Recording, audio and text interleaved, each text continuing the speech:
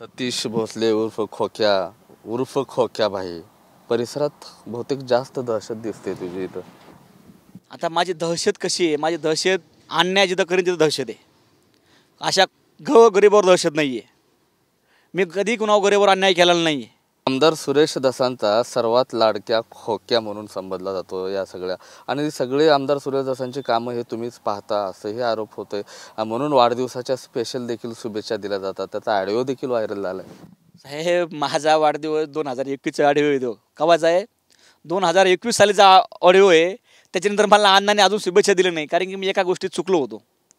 माझ्यावरती मी डोंगरकिनला एका गोष्टीत सोबत गेलो मित्राच्या, त्यावेळेस स्वतः सुरेश अण्णाने माझ्यावर गुन्हा दाखल करायला लावला होता. त्यानंतर बसणं अण्णाने मला आतापर्यंत शुभेच्छा दिलेल्या नाहीत.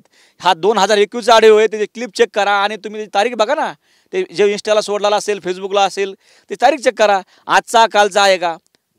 तो जुना व्हिडिओ आहे. आणि तुम्ही जुने व्हिडिओ आज तयार करून दाखवून काय त्याला सिद्ध काय करायचं नेमकं तुम्हाला? पण एकच विनंती आहे माझी, की माझ्यावर जे हे खोटं आरोप होतात हे थांबले पाहिजेत. मी ह्या सगळ्या आरोपाला सिद्ध करण्यासाठी मी फरार आहे. मी माझी अँटिसिपेटरी म्हणजे अटकपूर्वसाठी मी मांडलेलं आहे. आणि ज्यावेळेस मला अटकपूर्व मिळेल त्यावेळेस मी 100% हे माझा म्हणजे मी जे हे माझ्यावर खोटे आरोप केलेत हे नक्कीच खोटे आहेत हे सिद्ध होईल. सत्य परेशान हो सकता है, पराजित नाही.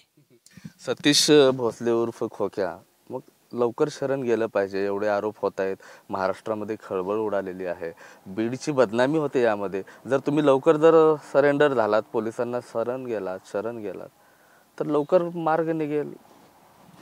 सर, जे गुन्हा केलाच नाही मी, त्या गुन्ह्यामध्ये जर मी शिक्षा केली तर कायदा व्यवस्था याच्यावरचा 100% विश्वास उडून जाईल.